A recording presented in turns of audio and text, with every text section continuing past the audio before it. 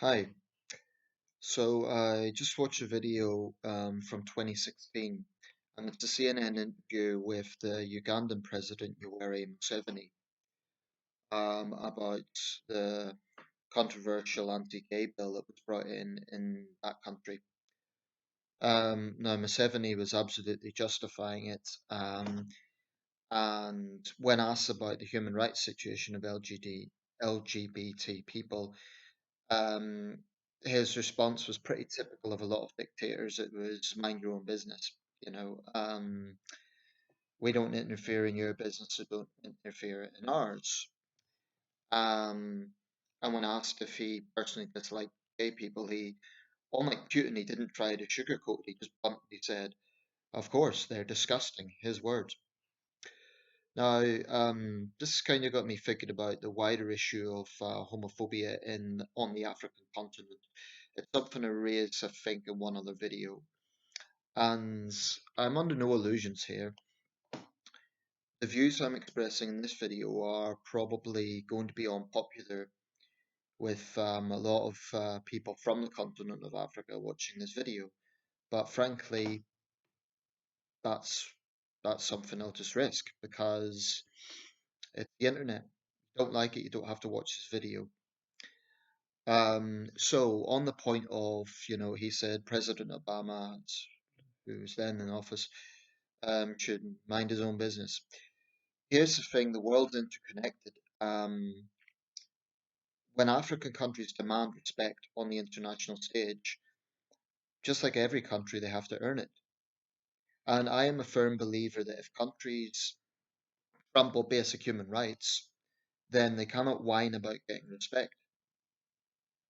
So, yes, countries have their own culture and set their own laws, but if those laws um, take away basic human liberties, then that's going to be controversial in the eyes of outside observers. Uganda is one of the most hardline countries for this, but it's by no means alone. And this can be found in both Christian and Muslim communities in Africa.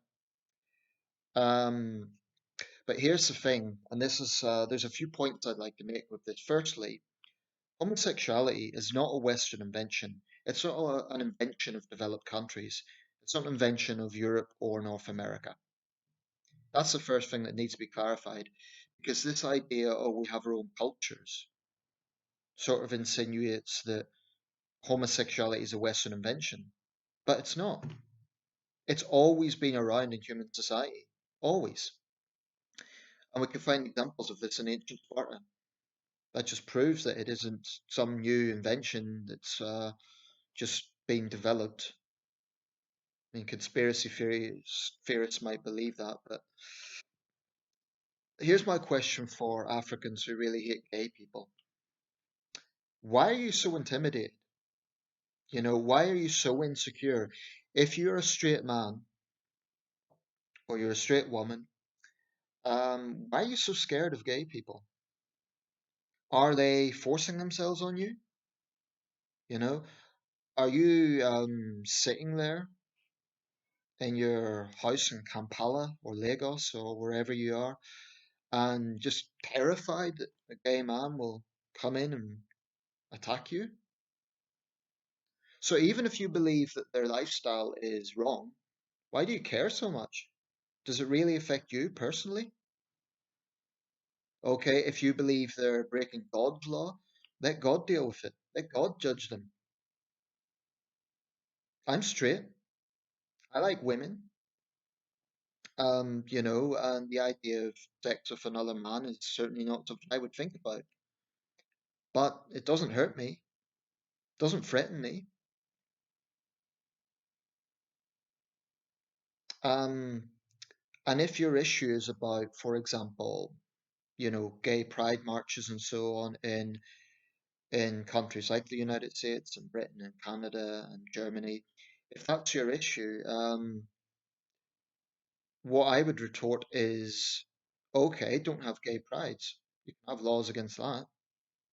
But what Ugandan homophobes, for example, are actually saying is it should be perfectly okay to murder a gay man, but homosexuality is wrong.